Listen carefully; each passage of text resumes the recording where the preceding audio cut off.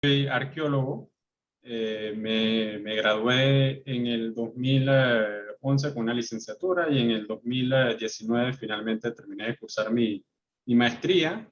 Y justamente en ese proyecto de tesis para la maestría yo me involucré mucho más a fondo con la cerámica que había sido recuperada en Panamá Viejo, en el sitio, donde yo estuve trabajando entre el 2011 y 2013. Así que ya yo tenía como un background con la cerámica de Panamá Viejo desde muy temprano en mi formación profesional, y ya cuando entré al proyecto de maestría, pues decidí entrarle de lleno. Y desde entonces pues, estuve investigando dos tipos de cerámica, que es lo que les voy a estar hablando en la charla de hoy, que habían sido producidas en Panamá Viejo. Y ya después de haberme graduado, pues yo seguí haciendo investigaciones arqueológicas en varios sitios de Panamá, especialmente en San Felipe, donde comencé a ver qué pasaba con esta industria panameña después del siglo XVI, del siglo XVII, perdón, que se mudó la ciudad al sitio de Lancún. Y eso es como lo que estoy incorporando también para ustedes, es data nueva sobre estas investigaciones que llevo en curso para seguir estudiando un poco más esta cerámica producida en Panamá. Wow, qué interesante. La verdad es que nada más con ese preámbulo me siento muy, muy privilegiado de tener a Jan Sebastián. Bueno, como de costumbre, nos gustaría compartir con ustedes algunas noticias, algunos anuncios que vamos a tener para los próximos sábados. Les presento de una vez, bueno, hoy vamos a tener a Jan Sebastián, ya lo dijimos, y para los próximos sábados vamos a tener a Luis Carlos Pérez el 15 de mayo con un tema al que él le ha titulado La música panameña desde el jazz y la sinfónica. Y recordemos que siempre estos temas tienen un contexto histórico para poder conectar, digamos, nuestras raíces, nuestra cultura, nuestra historia con temas muy, muy cotidianos. ¿Ok? Y Luis Carlos Pérez nos va a hablar acerca de esas influencias que tiene el jazz actual y la sinfónica actual desde el punto de vista histórico, todas las influencias que convergieron en nuestra historia para que hoy Panamá tenga un jazz único y una sinfónica única. Luego, el 22 de mayo, siguiendo con temas musicales, inclusive este mes estamos celebrando el mes de la etnia negra. J. Ortiz es un joven panameño, así como Jan, que a diferencia de Jan, él no es historiador ni arqueólogo. J es coleccionista de discos de acetato y nos va a hablar un poco de lo que él ha investigado acerca de Carlos Garnett. Carlos Garnett, un panameño y su saxofón, cómo conquistó a principios y mediados del siglo XX, mercados fuera de Panamá con su saxofón. Ok, y luego por primera vez, gente, y quiero que ustedes se entusiasmen y se llenen de emoción, así como yo me llené de emoción cuando encontré a Yali Roldán. Y como ven, Yali Roldán forma parte de la comunidad Cuna, y ella nos va a contar lo que debes conocer de la mola, toda su confección, su trayectoria, su evolución, las primeras molas, qué significa sus diseños, qué significa esto para la cosmología, la idiosincrasia, la creencia del pueblo Cuna. Así que, y siempre con ese toque, ese punch histórico. Quiero también incentivarlos, motivarlos, invitarlos a que si quieren y se sienten identificados con la marca de Livebook y lo que hacemos, pues otra manera esta semana me han escrito muchas personas, oye, ¿cómo apoyo? ¿Cómo me involucro? Bueno, esta es una forma más.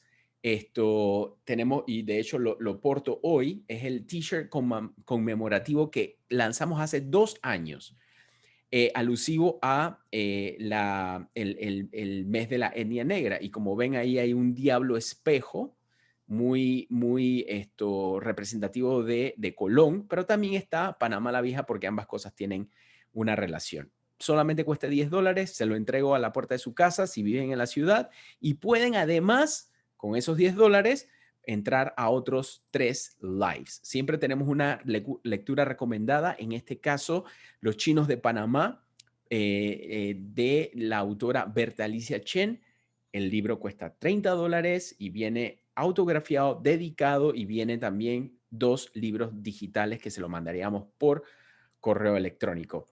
Y reiterarles que las ventas, lo que ustedes pagan por estar en estos live, está siendo destinado a la creación de la historia de Panamá en podcast. Y esto va a ser un proyecto que vamos a donar a una escuela pública gratuito para ellos, disculpen.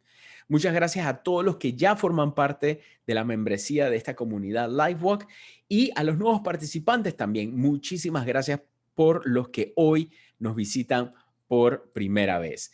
Todos los títulos, todos los lives, van a estar en nuestro canal de YouTube, así que cuando tengan tiempo, denle campanita, denle clic a la campanita, suscríbanse. Y para mencionarle algunos temas que son, como quien dice, los más vistos, el top 6 está cómo, cuándo y por qué llegaron los chinos a Panamá, inicios del teatro panameño y su trayectoria, los primeros 50 años del Ballet Nacional, la época dorada y declive de Bocas Town, la mudanza de Panamá al sitio de Lancón y 112 años de historia del Teatro Nacional. Entonces, como ven, hay mucha diversidad y ojalá que a mediano o largo plazo podamos tener como una videoteca de muchos de estos títulos. Y desde luego, la de Jean Sebastián va a formar parte de esta biblioteca. Al final de este live vamos a tener un sorteo, así eso es sorpresa. Y nada, le cedo entonces la palabra a Jean Sebastián para que exploremos la historia que nos trae. Adelante, Jean. Estás en mute todavía, Jean. Ahora sí. Bueno, muchas gracias, Rob. Y bueno, nuevamente para reiterarle el agradecimiento a todos que tomaron un tiempo de su sábado para estar presentes en esta charla y escucharme hablar sobre un tema que, bueno, ha sido estudiado por muchos arqueólogos hace bastante tiempo, pero que lastimosamente poco ha trascendido fuera de la esfera académica, y es la producción de la cerámica colonial en la ciudad de Panamá. Durante el siglo XVI, en varias ciudades coloniales hispanoamericanas surgió una industria de producción de cerámica o alfarería, como también se le llama, para saciar los antojos coloniales de los nuevos vecinos españoles por vajillas cuyas formas, decoraciones y acabados eran reminiscentes de los que poseían en sus hogares en España. Para ello, los artesanos ibéricos establecieron sus talleres en las afueras de las ciudades y trajeron consigo las herramientas y métodos de producción de sus antiguas fábricas para hacer las mismas vajillas de la misma manera como las venían haciendo en España. Pero paralelo a esta industria de tradición hispánica, en estas ciudades también se fundó una industria alternativa que producía vasijas cuyas características tecnológicas eran muy distintas a aquellas que provenían de los talleres especializados en fabricar recipientes a la usanza española.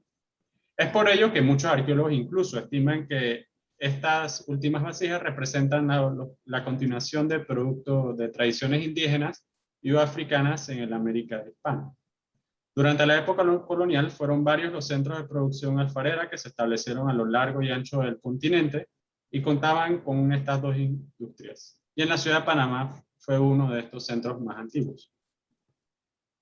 Las excavaciones arqueológicas que se han realizado en Panamá Viejo revelan que poco después de haberse fundado la ciudad en 1519, se importaron una gran cantidad y variedad de cerámicas provenientes de centros de producciones europeos.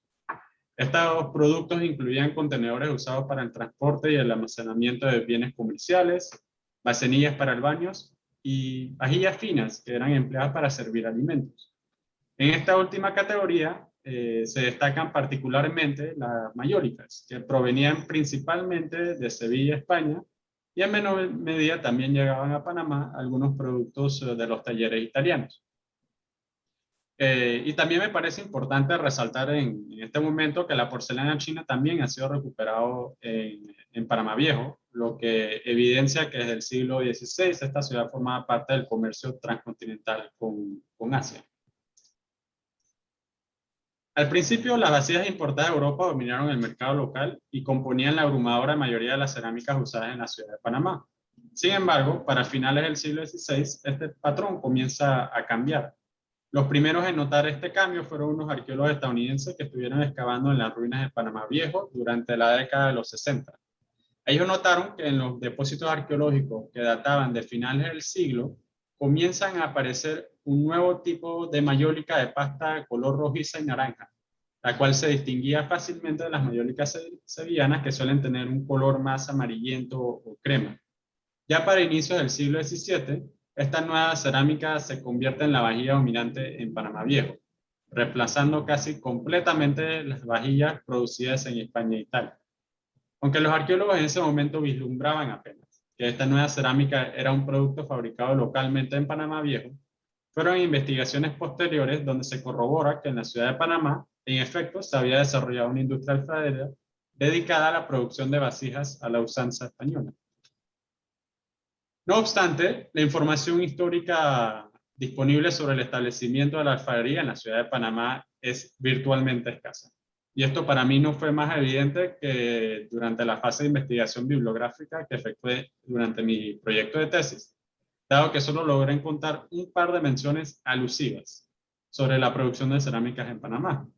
Incluso esas referencias principalmente eran sobre el desarrollo de tejares en los alrededores de la ciudad de Panamá, más no hablaban sobre las vajillas finas que se encontraban en las mesas y en los platos de las viviendas en Panamá Viejo.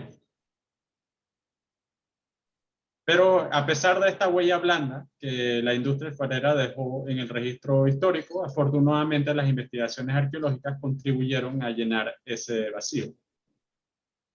Aparte de la alta frecuencia con la que se recuperaba el nuevo tipo de mayólica en las excavaciones arqueológicas realizadas en Panamá Viejo, lo cual ya de por sí representaba un indicio de que se trataba de una cerámica producida localmente, la evidencia más contundente surgió en un área que en ese momento quedaba justo en las afueras de la ciudad, cerca del Puente del Rey. En la década de los 60, arqueólogos estadounidenses reportaron la existencia de hornos usados para cocer cerámica con características muy similares a las de España. En la siguiente década, otros investigadores regresan al sitio e identifican otros hornos más, que son los que están a la derecha en la pantalla. Sin embargo, no le fue permitido excavar esas estructuras dado que los vestigios se encontraban dentro de terrenos privados.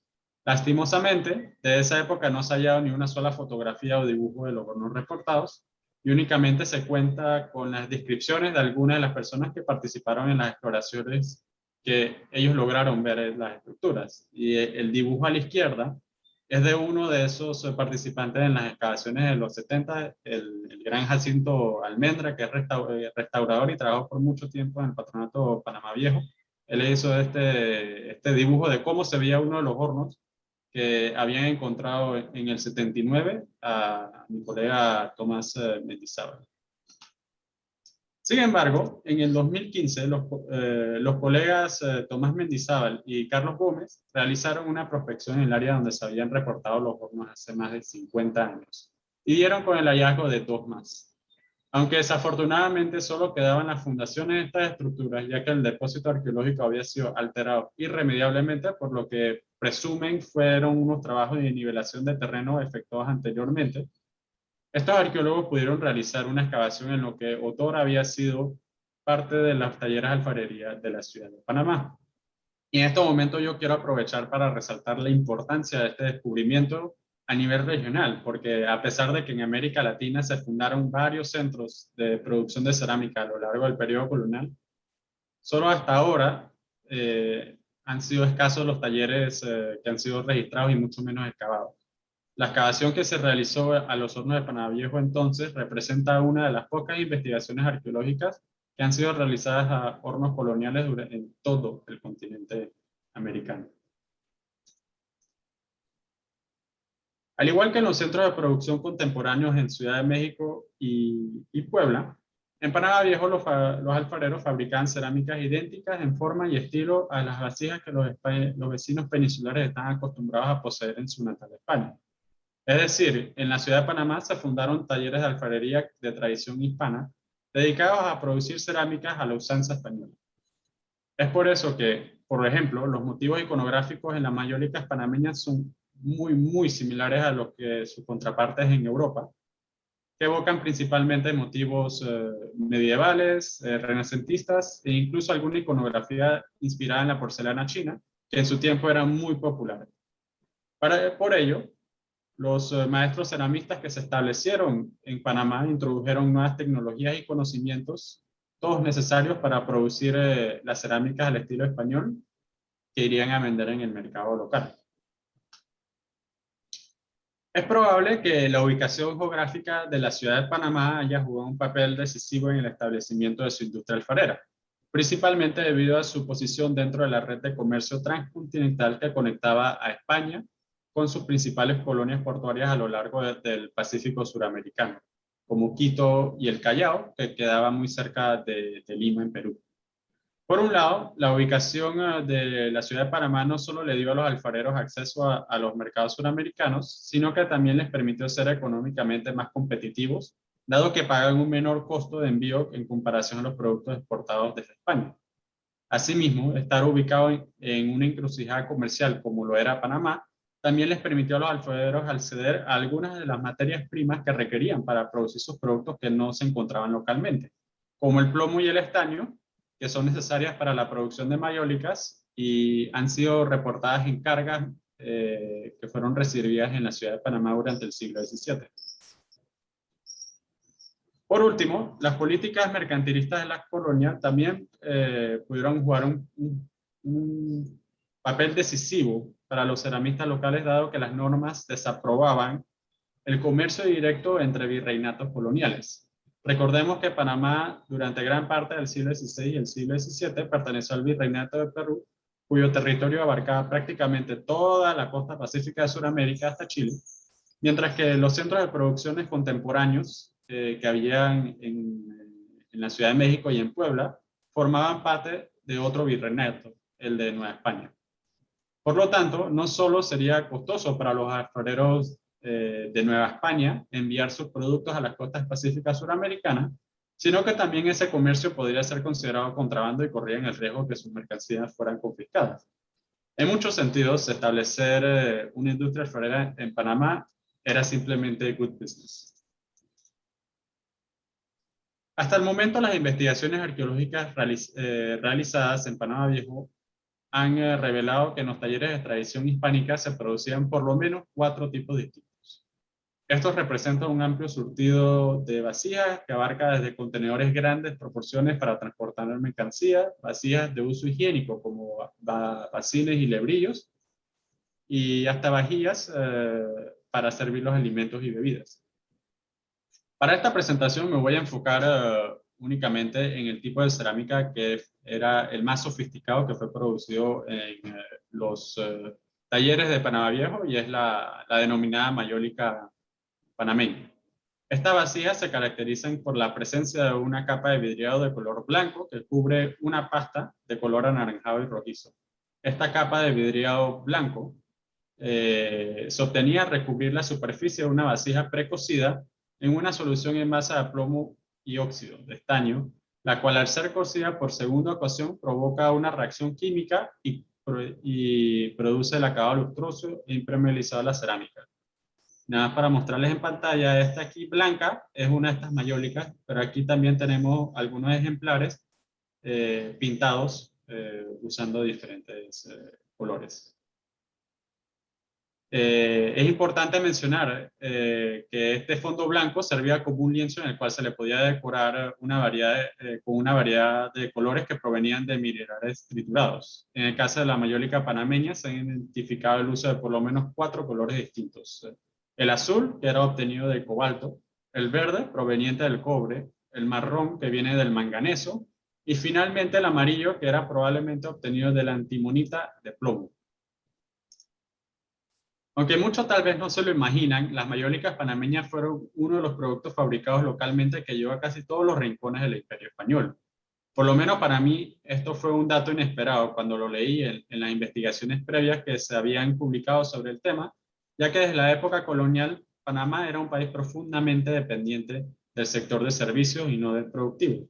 Sin embargo, los datos son claros y evidencian que la mayólica panameña llegó a usarse en ciudades como San Agustín, en Florida, Santo Domingo, en República Dominicana, Antigua, en Guatemala, Quito y Cuenca, en Ecuador, Lima y Moquegua, en Perú, Potosí, en Bolivia y hasta Buenos Aires y Santa Fe, en Argentina, entre muchos otros. Y que siguen apareciendo nuevos lugares donde eran exportados a medida que se van realizando las investigaciones en esas ciudades. Jan, Seguramente, te interrumpo un dígame. momentito.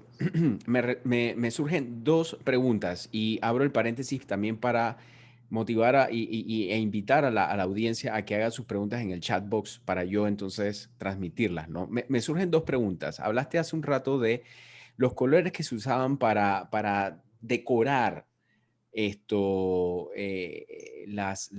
sí, las vajillas o las cerámicas, la alfarería. Ajá. Digamos, esta materia prima, en el caso de los colores, ¿era importada o era extraída de algún sitio de Panamá? Y la segunda pregunta es, esto, ¿cómo distinguen otros arqueólogos que las cerámicas que están en estos países que mencionaste hace un rato provienen de Panamá? Porque hoy en día yo agarro mi vajilla, la volteo y dice Made in China, pero yo no sé si en la época se daba algo como eso. Bueno, buena pregunta y vamos a empezar con la primera. Eh, en resumidas cuentas, todavía no se sabe a ciencia cierta si los pigmentos que usaban los obtenían localmente. Asumimos que, por ejemplo, el cobre que se usaba para el color verde, sí, porque eso era un producto, incluso aquí habían tachuelas, aquí se usó mucho el cobre y no es raro que ceramistas reciclen materiales como tachuelas de cobre, le saquen el óxido y usen eso para crear los pigmentos. El cobalto, por ejemplo, el azul, eso es un misterio a lo largo de toda la cerámica, no solamente de Panamá, sino de Latinoamérica, porque se conocen muy pocas fuentes en el continente. Entonces, esa es una que, todavía se ha hipotizado mucho sin llegar a una conclusión definitiva de dónde pudo venir. Creemos que era traída de España y que era traída no solamente a Panamá, que también que usaba el azul, sino a Puebla, por ejemplo, en México, que también hay muchas cerámicas con el color azul. El manganeso, sabemos que hay usado para el marrón, sabemos que hay unas minas en Colón y que cerca de ahí pasaba el camino real, pero no estamos seguros si el que se usó en la cerámica, en las mayólicas panameñas, provienen de esas minas o si no era también material exportado. Y el color amarillo, que es la antimonita de plomo, eso como todavía no estamos seguros de que ese haya sido el óxido mineral usado para esa cerámica, esa todavía ni siquiera sabemos, no se ha puesto a explorar en qué parte del mundo puede haber venido, si no fue localmente. Y en cuanto a tu otra pregunta, bueno, nosotros los arqueólogos nos encanta clasificar los materiales, no solamente la cerámica, pero la cerámica decorada es una muy fácil por clasificar, pero todo tipo de materiales, porque eso es lo que nos permite identificarlos en otros sitios. Entonces nosotros vamos viendo diferentes características que tengan, en este caso, las cerámicas, que no las tienen las demás. En Panamá, las cerámicas tienden a tener una pasta de color anaranjado y rojo. Y si pueden ver algunos de los huecos aquí sin vidriar, tienen ese color de pasta, que es aquí en este borde de este lebrillo, podemos ver que es el mismo color. Las pastas de otros centros de producción tienden a ser más amarillentos, más cremosos, más rosados por la fuente de arcilla que se usó localmente. En Panamá la arcilla es más rojiza y más anaranjada porque tiende a tener más hierro en su contenido mineral. De los rasgos definitorios que ayudan a los arqueólogos en otros países a identificar estas cerámicas como mayólicas panameñas. fantástico. Sigamos entonces. Listo.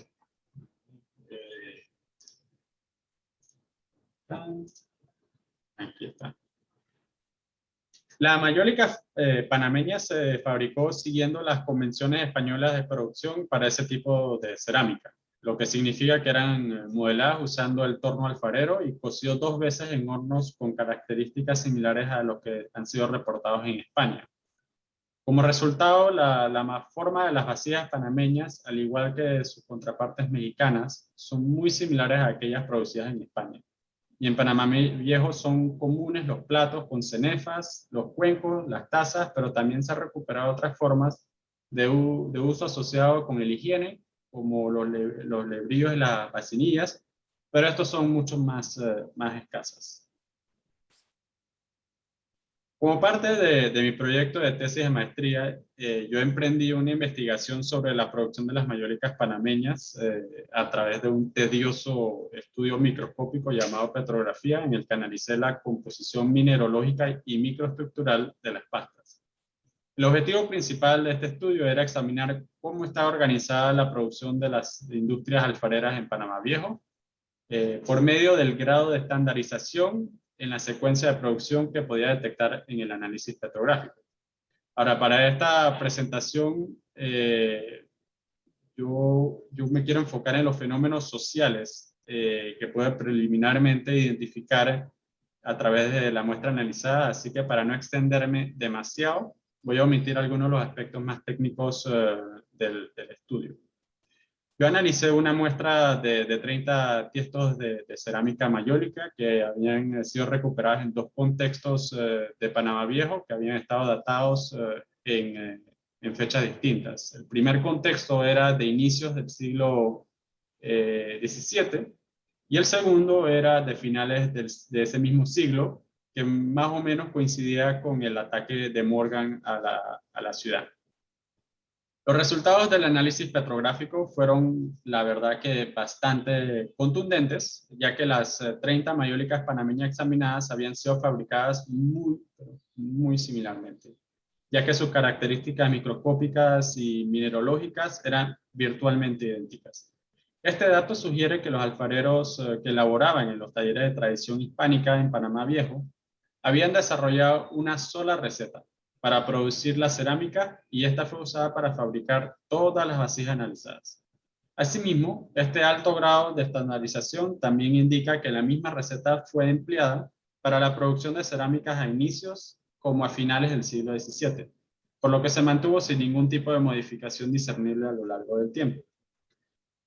¿Y qué nos informan estos resultados sobre la organización de la producción de mayólica panameña en los talleres? Si bien actualmente se carece de información histórica relacionada con el escenario específico en el que se produjo la mayólica panameña, existen razones para suponer que la formación de los alfareros en los talleres de Panamá Viejo se dio a través de un sistema estructurado de pasantías muy similar al que ocurrió, a que está documentado en talleres alfareros contemporáneos de Puebla y de la Ciudad de México. Los datos históricos de los centros de producción mexicanos revelan que allá existía un sistema jerárquico de formación de alfareros compuesto por maestros, ceramistas y aprendices, que generalmente eran adolescentes. En estas pasantías, los maestros debían proporcionar a sus aprendices una formación adecuada y una vivienda a cambio de mano de obra especializada en el taller por un periodo que normalmente duraba de 3 a 4 años. A través de la práctica recurrente y prolongada y supervisada, los aprendices eventualmente internalizaban tanto los gestos técnicos como la secuencia de producción hasta que estos se convertían en procedimientos automáticos, que ejecutaban cada vez que iban a fabricar una cerámica. Con el transcurrir del tiempo, este conjunto de conocimientos instruidos e internalizados que habían sido transmitidos de una generación a otra de alfareros se siguió replicando. La existencia de un sistema de formación estructurado en los talleres de mayólica de Panamá Viejo explicaría, por ejemplo, el alto grado de estandarización observada en la muestra de estudio, ya que reflejaría el control que ejercía un maestro ceramista sobre las opciones disponibles que podían ejecutar los aprendices que elaboraban en su taller. De esta forma, se garantizaba la adherencia a un conjunto de normas y una receta establecida para la fabricación de mayólica panameña. Esta rígida adhesión a una única secuencia de producción para las vasijas de mayólica panameña sugiere por sí mismo de que en estos talleres operaba un sistema de aprendizaje estrictamente controlado, aludiendo entonces a la existencia de tal sistema de pasantías en los talleres de Panamá Viejo. Y ahora les voy a hablar de la otra industria alfarera que había en la ciudad de Panamá. Y es que paralelo a aquella que se dedicó a fabricar vasijas a la usanza española, también se desarrolló una tradición cuyos productos son tan diversos como distintos de lo que se producía en estos talleres. Este tipo de cerámica recibió numerosos nombres desde que fue registrado por primera vez en la década de los 60 y hoy en día se le conoce como criolla y eso es lo que vamos a usar para esta presentación. En esta categoría se agrupan vasijas utilitarias que fueron fabricadas sin el uso del torno alfarero y que han sido cocidas a bajas temperaturas y están escasamente decoradas y únicamente cuando están decoradas es usando diseños plásticos de modalidad plástico mediante técnicas como la incisión o la aplicación. La pequeña gama de formas y la presencia de depósitos de hollín en los recipientes de criolla indican el uso utilitario asociado con la preparación, almacenamiento y el servicio de alimentos. Esta cerámica ha sido comúnmente atribuida a alfareros de ascendencia africana y o indígena por los rasgos iconográficos y tecnológicos, ya que son considerados de origen no europeo. Pero igual a mí siempre me gusta recalcar que la ascendencia racial de los alfareros de criolla es todavía un tema que necesita de mayor investigación hasta el momento.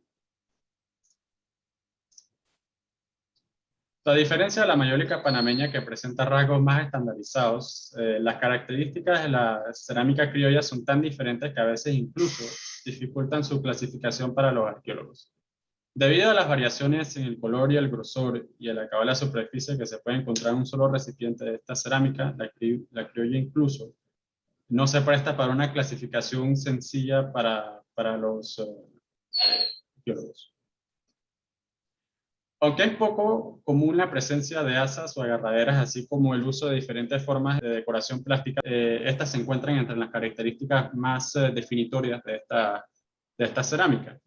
E incluso en algunos casos las propias asas están decoradas con perforaciones de forma circular y un apliqué de arcilla que han sido impresas en la superficie que parece como, bueno, se le llama grano de café. Y estas representan el rasgo más diagnóstico de la criolla que era producida en Panamá Viejo, así como la que está a la derecha de sus pantallas. Al igual que el caso de la mayólica panameña, las cerámicas criollas también formaron parte de mi proyecto de investigación que realicé como parte de mi tesis de maestría y en la que también analicé 30 muestras de este tipo de cerámica. Los resultados de este estudio claramente demostraron que, contrario al caso de la mayólica panameña, la criolla no era un producto estandarizado, ya que se identificaron más de una docena de recetas utilizadas para producir estas cerámicas en tan solo 30 muestras. Esta gran diversidad no solo demuestra que la arcilla usada para la fabricación de esta vasija era geológicamente, muy distinta, sino que también la secuencia productiva empleada variaba considerablemente de alfarero a alfarero. Estos resultados reflejan que la producción de criolla era descentralizada y cada alfarero parece haber tenido la libertad de producir sus vasijas siguiendo su propia receta y secuencia de producción. Esta falta de consenso con respecto a las opciones tecnológicas disponibles en ciertas etapas de la secuencia productiva explicaría por qué los atributos físicos de las criollas son tan diversos. Sin embargo, es importante señalar que la diversidad de las pastas de criolla que fueron identificadas también podría reflejar la importación de estos recipientes a la ciudad de Panamá desde otros centros de producción en otras partes del país como en el interior. Eso es un tema que todavía requiere mayor investigación y yo pienso que es una avenida muy interesante para seguir estudiando este tipo de cerámica. Bueno, y tanto los productos fabricados en los talleres de tradición hispánicos en Panamá Viejo como la cerámica criolla representan las dos industrias alfareras que se desarrollaron y florecieron en la ciudad de Panamá desde el siglo XVI. Pero ahora ya pensando más allá, la pregunta es, ¿qué sucedió con estas industrias luego de la mudanza de la ciudad de Panamá en 1673? Esta es posiblemente una de las grandes interrogantes de la arqueología colonial panameña que aún está pendiente a ser resuelta, y es que en este momento todavía falta por investigar más profundamente el devenir de la alfarería citadina después del ataque de Henry Morgan en 1671, que sin lugar a dudas trastocó la vida de todos los vecinos de la ciudad. Después de concretarse la mudanza de la ciudad de Panamá al sitio de Alarcón en 1673, se tiene registro que progresivamente los tejares locales que siguieron fabricando las tejas y ladrillos que eran necesarios para la construcción de los nuevos edificios que se están edificando en este nuevo sitio. Incluso se pueden observar en algunos mapas la presencia de tejares ubicados justo en las afueras de la ciudad, amurallada hasta casi mediados del siglo XVIII, lo cual indica que la actividad de los tejares no cesó luego de la mudanza de la ciudad de Panamá. Aquí este es un mapa de Manuel Hernández que me encanta y que, como ven en el recuadro, él señala que pues, la corona tenía su propio tejar ubicado fuera de los muros de San Felipe, en lo que posiblemente hoy es Chorrillo o Santa Ana, pero yo me inclino más por el barrio de Chorrillo.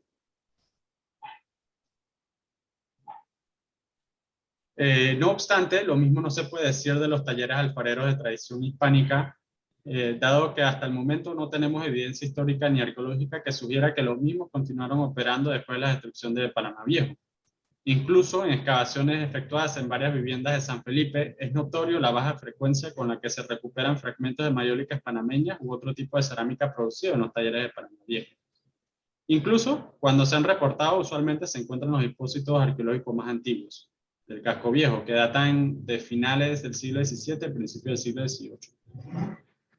Y adicionalmente a esto, en los contextos del siglo XVIII en San Felipe, la mayólica predominante no es la panameña, sino la mexicana. E incluso se encuentra en algunas de Holanda y de Francia, que esto no ocurría en Panamá Viejo. Por lo tanto, la mayólica importada vuelve a sustituir la producción local desde por lo menos el siglo XVIII en la ciudad de Panamá. Y este dato sugiere que probablemente la industria alfarera ligada a los talleres de alfarería de tradición hispánica sucumbió con el ataque de Morgan en la ciudad y los talleres nunca se mudaron al sitio de Lancón, marcando entonces el final de la producción local de cerámica de tradición hispánica a finales del siglo XVII. Pero sin embargo, como voy a seguir reiterando, esto es otro tema que aún requiere mayor investigación, pero estas son unas hipótesis que manejo no solo yo, sino manejan otros colegas que también han excavado en San Felipe y han visto patrones muy similares en los depósitos arqueológicos que ellos han excavado. Ahora, el destino de la cerámica criolla parece haber sido distinto al devenir de la industria ligada a los talleres de tradición hispánica. Pero este es un tema que aún hay muchísima tela por cortar y aunque está en proceso de investigación hasta el momento, lo que les puedo ofrecer son mucho más hipótesis que respuestas. Para empezar, a diferencia de la mayólica panameña, en las excavaciones en San Felipe, las cerámicas parecidas a las criollas se recuperan en todos los contextos arqueológicos del sitio, desde los más antiguos hasta los más recientes en el siglo XX.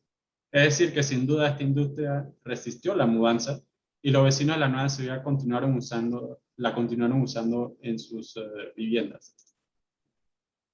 Incluso un patrón que he observado en los depósitos de San Felipe es que ya para mediados del siglo XVIII, las características de este tipo de cerámica comienzan a ser mucho más uniformes que en los contextos arqueológicos precedentes, particularmente aquellos de Panamá Viejo. Esta observación sugiere que esta industria de cerámica utilitaria experimentó alguna transformación a partir de 1750 y sus vacías son cada vez más estandarizadas y dejan de reflejar el alto grado de variabilidad que se observó en las cerámicas de Panamá Viejo. Asimismo, también comienzan a aparecer otras formas que no se habían reportado anteriormente en Panamá Viejo, como esta es la cabeza de una pipa para fumar, que para mí es espectacular, que fue recuperada en un depósito arqueológico que data de más o menos mediados y finales del siglo XVIII. Y parece haber sido fabricada de la misma arcilla con la que se han fabricado algunas de las vasijas criollas que se han identificado en Casco Viejo.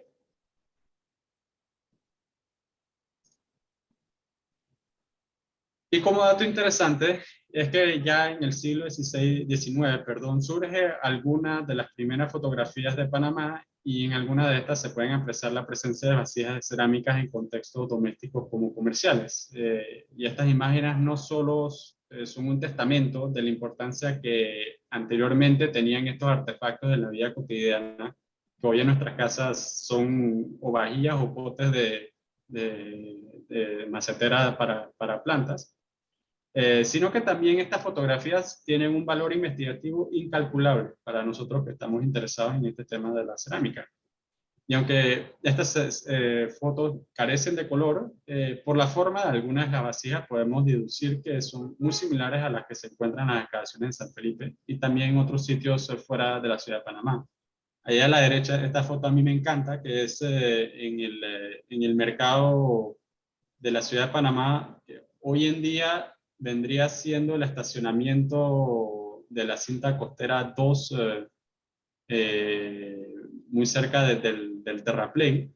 Y ahí está la vendedora y en el piso podemos ver una gran cantidad de ollas de cerámica que tenían para vender. Y aquí esta que está medio paradita se parece mucho en su forma a algunas que hemos recuperado en la ciudad de Panamá y este ejemplar bastante completo que recuperó John Griggs y otros asociados en el sitio de Las Palmas, que eso está más o menos cerca donde están las esclusas de Cocolí hoy en día. Y la interrogante sobre dónde se producía esta cerámica es también una de las grandes interrogantes de la arqueología colonial de Panamá que merece mayor atención, dado que estas representan uno de los productos locales con mayor circulación a lo largo y ancho del territorio nacional. El registro histórico indica que en los pueblos de Azuero y Coclé existían talleres de alfarería desde por lo menos finales del siglo XVIII que podrían haberse dedicado a la producción de este tipo de cerámica. Sin embargo, no se puede descartar completamente que en la ciudad de Panamá haya también habido centros de producción relacionados a esta industria, no solamente por la ubicuidad con la que se encuentran estas vasijas de cerámicas en San Felipe, sino porque también en el siglo XVIII se puede apreciar en algunos mapas y también en algunos relatos la aparición de un asentamiento en los márgenes del río Hondo, hoy conocido como el río Curundú, que se llama La Locería, que su nombre indica lugar dedicado a la fábrica de losas o cerámica. Pero tanto la correlación entre este asentamiento y la actividad de la alfarería como su posible relación con el barrio homónimo en la ciudad de Panamá está aún por investigarse más. Y ya para concluir, aunque es cierto que en las últimas décadas es mucha la información que se ha logrado recabar de estudios sobre las industrias alfareras que operaban desde la ciudad de Panamá, todavía queda mucha tela por cortar hasta que lleguemos a comprenderlas completamente. Definitivamente que las excavaciones continuas en Panamá Viejo que ha dirigido su patronato ha logrado corroborar, más allá de las dudas razonables, que en la ciudad de Panamá se establecieron distintos talleres dedicados a fabricar todo tipo de vasijas de cerámica y avanzar el estudio de estas, poco a poco reivindicando a los alfareros que establecieron y florecieron sus industrias en estas nuevas tierras y circunstancias. Ahora lo que queda es seguir investigando, no solo lo que pasó en los albores de esta tradición citadina, sino también estudiar cómo los artesanos adaptaron sus productos a los grandes cambios suscitados después del siglo XVII para recuperar la historia completa de esta industria que ha sido olvidada de nuestra ciudad. Bueno, muchas gracias por su atención. Wow, esto sumamente, sumamente interesante. Cómo a partir de, digamos, de una industria o de un arte o de una artesanía o de una actividad artesanal se puede derivar, se pueden desprender muchísima sustancia histórica, ¿no? Eh, yo voy a hacer un par de preguntas, pero me gustaría que si hay inquietudes, preguntas que alguien tenga en el público, pues las haga, ¿no? Tal vez me distraje o me perdí un poco, pero digamos, la técnica y la mecánica, el arte de la artesanía, de la alfarería, ¿es importada 100% o en el momento que llegó a Panamá por los españoles ya las comunidades existentes tenían algo de artesanía? No, sin duda la alfarería no empezó cuando llegaron los españoles aquí a Panamá ni a ninguna parte en Latinoamérica. Y es que la cerámica es probablemente el objeto más ubicuo que se encuentran en todos los depósitos arqueológicos en el continente, y por eso es que los arqueólogos nos dedicamos, nos encanta investigarlo, porque aparte de que sobrevive súper bien con el pasar del tiempo, hay mucha información cultural que se puede derivar de su estudio, no solamente de las decoraciones, sino de los análisis de pastas como lo que hice yo. Los españoles, aquí sí se fabricaba la cerámica de cierto modo, y los españoles fabricaban su cerámica de un modo distinto. Hay unos métodos tecnológicos que no existían aquí, como por ejemplo el torno alfarero, que es la rueda con la que hoy en día, si tú vas a la arena en Chitré, y tú entras a los talleres de alfarería Sí, de allá, tú los ves trabajando en una rueda. correcto.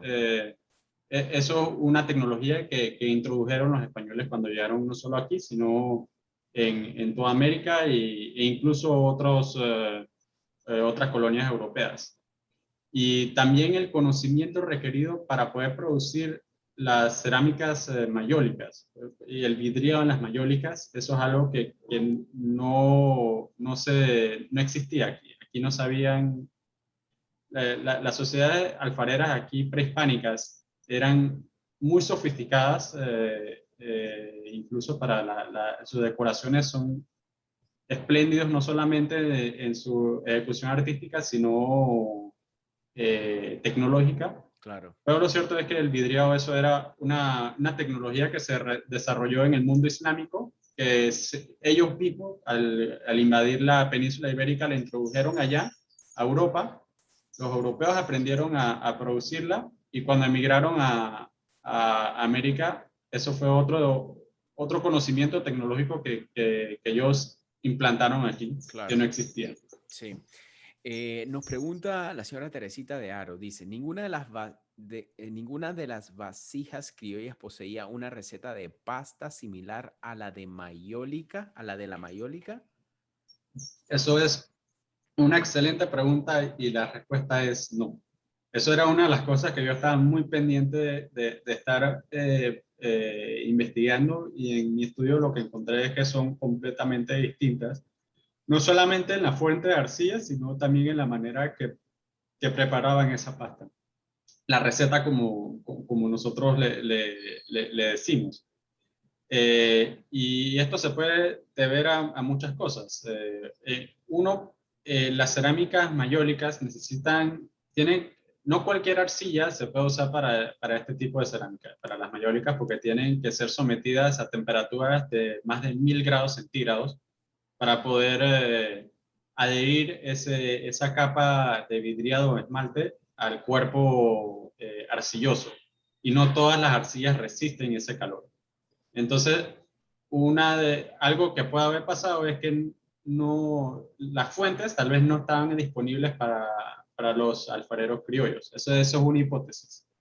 Que puede ser que esa fuente está restringida solamente para las personas los alfareros de los talleres tradición hispánica.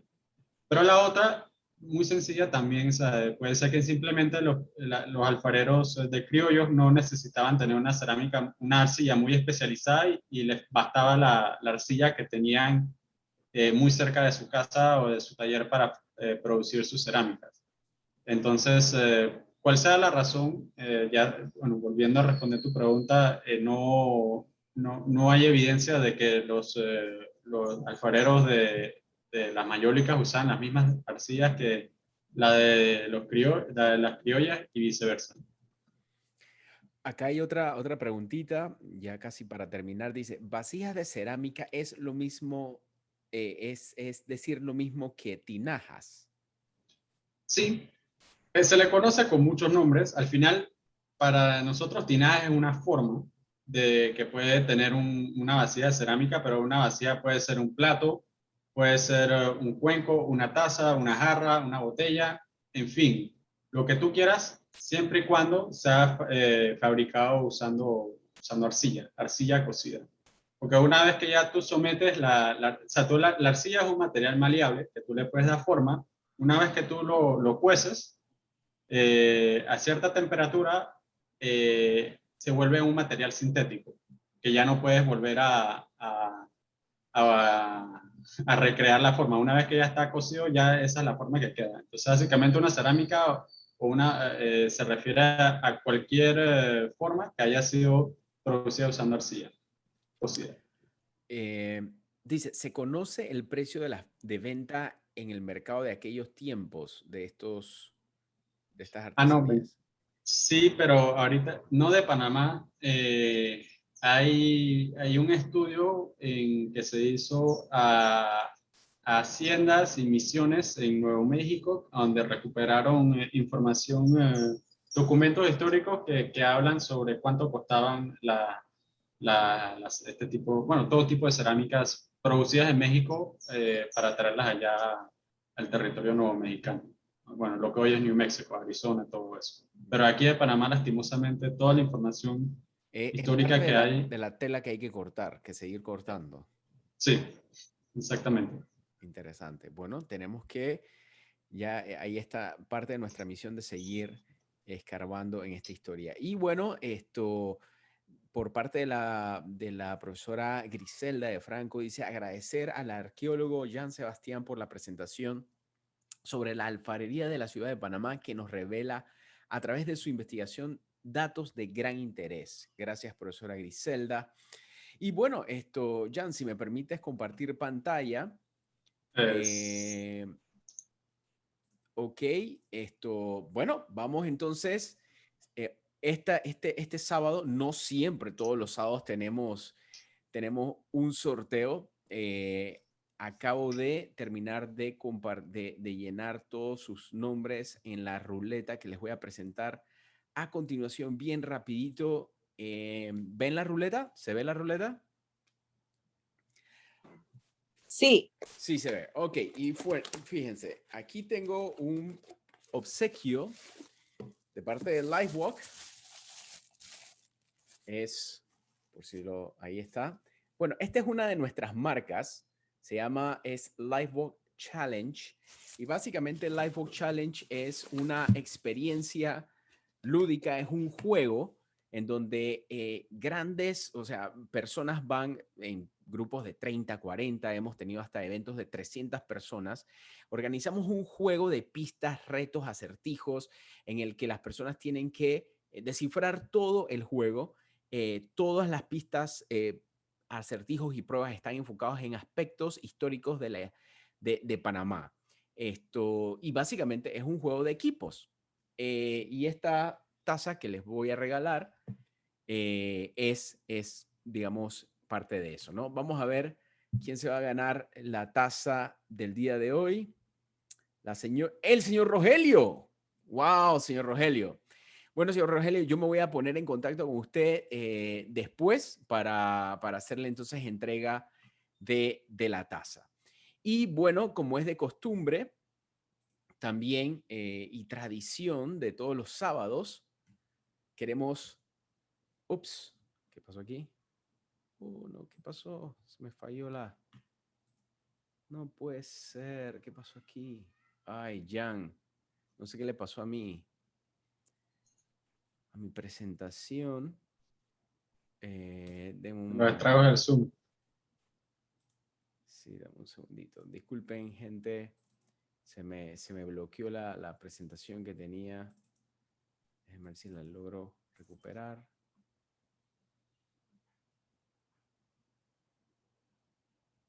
Así es, aquí está. Uf. Bien, como es de costumbre, quiero dar formal reconocimiento a Jan Sebastián. Jan, gracias una vez más. Este es nuestro certificado virtual digital de agradecimiento y dice así: distinguimos la participación de Jan Sebastián por su contribución a la preservación, investigación y divulgación de la historia con el tema titulado La alfarería de la ciudad de Panamá en el siglo XVII, dado en Panamá el 8 de mayo de 2021.